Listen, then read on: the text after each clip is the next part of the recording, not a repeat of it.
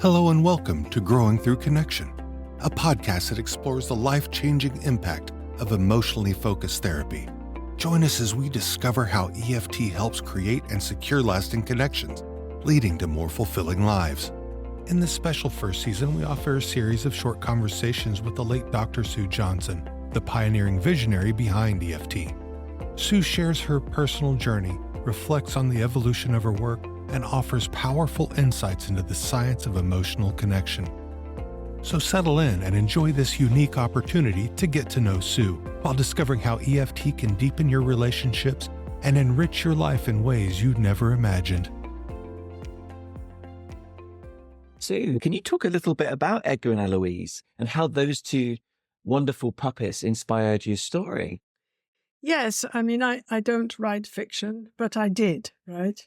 And I went to a Christmas fair and I kept walking past these two puppets of a crow and a fox. And I don't know, some part of my brain said, they're so beautiful, they're so beautiful. You've got to have them. And the other part of my brain says, it's ridiculous. You know, what do I want two puppets in my house? It's ridiculous. Anyway, at the end of the craft fair, I was leaving with my friend and I just found myself dashing back to the place to the lady and saying, give me those two puppets. I didn't even ask her how much they were. So I brought them home and it was just before COVID and my granddaughter was coming over and on Monday afternoon we would play and I would do puppet play with her and we'd make up stories. So these two guys got involved and we started making up stories of Edgar and Eloise, and I would say something and then Amy, my granddaughter, would add a piece and we tried to make it into a story. We had lots of fun and then COVID hit. And suddenly everyone in the family felt they had to be separate to protect everyone. And I missed my afternoons with my granddaughter. And so I said to her, all right, I'll write bits, and send to you. And you can maybe add to them. And then something happened. I don't know what happened. I said, we needed another character in the story, and we'd gone and bought some more puppets. And so I had them in this bag. And I said, who is the next puppet you want? And so she said, this. It was a porcupine. So I thought, okay, fine. And I said, all right, then. There's a porcupine called Spike. And then she pulled out a hummingbird, right? And a rabbit. Ronald Rabbit, and it sort of, it became a story. But what happened to me, which I still don't understand, is that I'd go to bed at night and I'd wake up in the middle of the night with this dialogue happening in my head. And it would be all these characters talking to each other. I think this is ridiculous. Like, just go to sleep, go to sleep. And it started to merge with EFT and my work and Edgar, the crow, emerged as this depressed guy who reminded me of a lot of my clients saying, I'm a terrible crow, I'm a terrible person. Self-definition, I'm just not worth loving. And Louise was the arrogant fox. And Edgar would say, in my mind, Edgar would say, I'm just a terrible, awful crow. And Eloise would say, indeed you are. And I'm a splendid animal. And if you're going to be my friend, you really have to try harder. And Eloise is the arrogant, rude English part of me, okay? So, and Spike turned into the therapist. Spike. And suddenly I was caught in this story. So I started to go to my computer and write it down. And I started to read them to my husband. And he said, hey, I really like these stories. And I said, well, it's ridiculous. What am I doing? Spending my time at this. But they just developed. And at the time we were writing about EFIT and how in EFIT, people took a good look at their emotions and who they were and started to redefine who they were. So I got fascinated with that. How do people change? I've always been fascinated with that. Right from the beginning of psychotherapy. How do people change? How do we change? And how do we get stuck, of course, but how do we change? And so I got all caught up in this. And the more caught up in it, the more powerful Spike became. And then what happened? It just came out of a dream. Spike I know what it was. I listened to a podcast of this physicist. And I think I've put this in the front of the book, talking about the mystery of the universe on string theory. And I remember thinking, this is going to be incredible, boring podcast. I don't know why I'm listening to this. I won't understand a word. This man was so easy to listen to. And he said, the only way you can understand the universe and the patterns in the universe, science is just about looking at the patterns in the universe, is to understand it on the theory of music. That it's music, and that the sound going between the stars is music, and the mind of God in the end is that of a musician. It's music. And so suddenly out of all this, Spike started to talk about the hum. And I had an experience sitting on a beach looking at the moon and the beautiful mountain, Mount Baker, next to the moon. And I had some sort of experience that there was a hum of energy all around me that I was part of. So Spike started to talk about listening to the hum. And he started to talk about how you could tune into nature through the hum. Well, EFT is just about attunement. It's basically about going and connecting with somebody, having them feel safe, and then tuning into their world and the logic of their world and accepting it, and so that hit me, and Spike tunes into the world so he can hear the breeze and what the breeze is saying, and he can hear all the animals, and right. And then one night in the middle of the night, turns out that Spike can not only hear what's going on in the world, that if he talks back to the world listens to him and starts to respond to him. And I'm going like, oh, that's really interesting. Well, that's magic. And I don't like writing about magic, and I'm not. But at that point, it was so powerful. It was like, it wasn't up to me anymore. So I write these stories, and Edgar changes, and Spike listens to the hum. And we do this whole thing, which is all about change. And I'm thinking, oh, this is really the story of EFT put into a different frame. And I just start getting off on it. And then Saga 2 just emerged about how people deal with their emotions, particularly how people deal with fear. And, Ronald Rabbit says, if there's a threat, I give in. Just eat me now. I'll keep my eyes closed. You can just eat me, okay? I won't run away. Just eat me. Just eat me. That's Ronald Rabbit, right? And the mouse says, run, whatever's happening, run.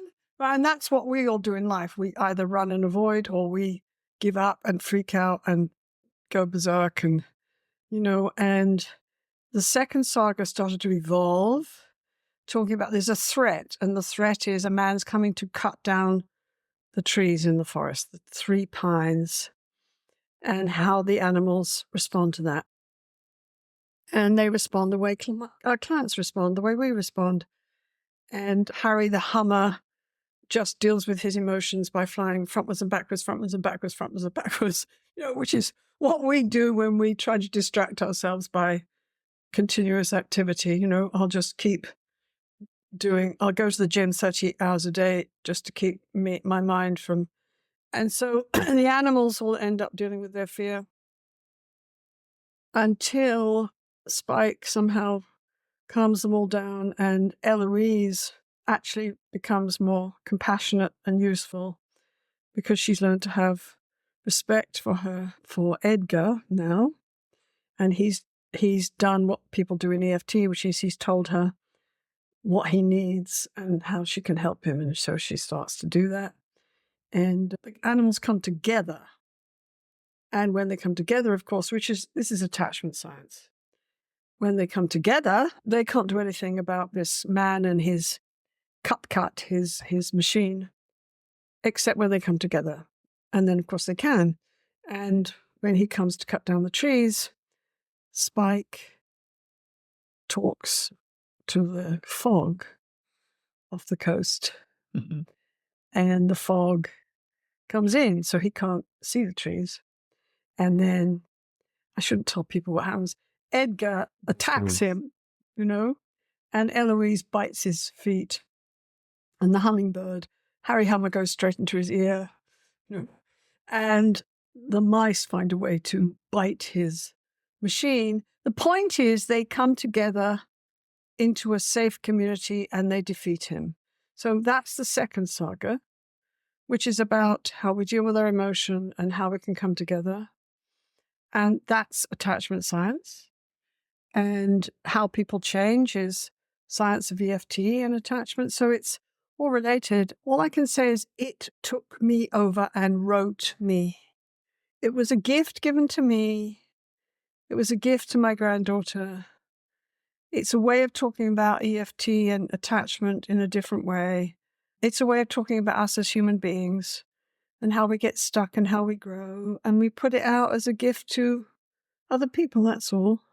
It's not a commercial venture, and any money we make will go to research, medical research. So that's Edgar and Eloise. And actually, I'm amazed by it. I write it, I look at it sometimes and think, I have no idea who wrote this. But I had incredible fun. How do you feel about the fact that you've written a work of fiction, which is not something you're known for, and now you've opened yourself up to a wider audience? And with the beautiful illustrations that you have in the book, how does that make you feel, having your work kind of maybe being read by someone a little bit younger than you'd expect? Oh, I like it. We're all part of the human family, and I have not had much chance to work with really young kids, which I sort of regret. There are different ways to tell our human story. And I think we need all the stories in the world, especially stories that go to the heart of humanness and tell us to be friends with our emotions and tell us that the most important thing in life is our connections with others. We need these stories.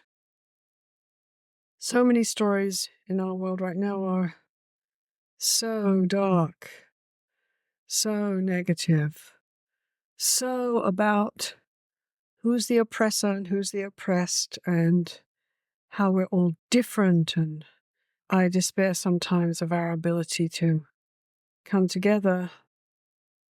One way of saying this is my favorite song in the whole world is James Taylor, Shed a Little Light. I don't know if you know that one. There is a feeling in the clenching of the fist. There's a hunger in the center of the chest. There is a pathway through the darkness and the mist. And though the body sleeps, the heart will never rest. And he's singing about how we're all part of the human family and we all have the same longings and the same fears. And this is what John Bowlby said, the father of attachment theory. He said, human beings are human beings. Of course, we're all different, and we've all got different stories, and human beings are human beings. And this is how we know how to do EFT, because we've written down the patterns over the last 35 years. Attachment has given us a map, and I sit down in front of somebody and tune into their reality. It's not foreign territory for me, not unless you're a Martian, or a porcupine. I know that on some level you're just like me. You have the same longings, the same terrors, the same fears, the same. And so we go through life together. That's the only way we can go through life. And when we get together, we can solve almost any problem. If we do not get together, then I don't know. And I think Edgar and Eloise is hopeful in that the animals do manage to deal with their fear differently and get together. But I don't think it's accident that depends on one brave little warrior mouse.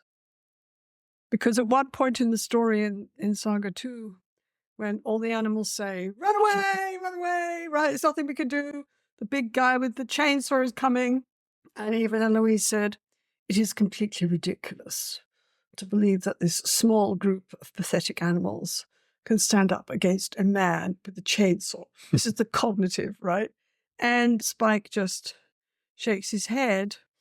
Maisie Mouse stands up against the tree and says, I'm not going. Which is what Churchill said in World War II. He said, we will fight. We will fight on the beaches. Maybe we'll lose. If we lose, we lose. We'll fight because we're human beings and we have values and we will fight. So Maisie Mouse says, I'm not going. So suddenly everybody stops like, what are you talking about? And she says, I'm not going. And suddenly one person standing up and refusing changes everything. There's a documentary about what happened in the elections in part of Indonesia that was trying to succeed from Indonesia, East Timor.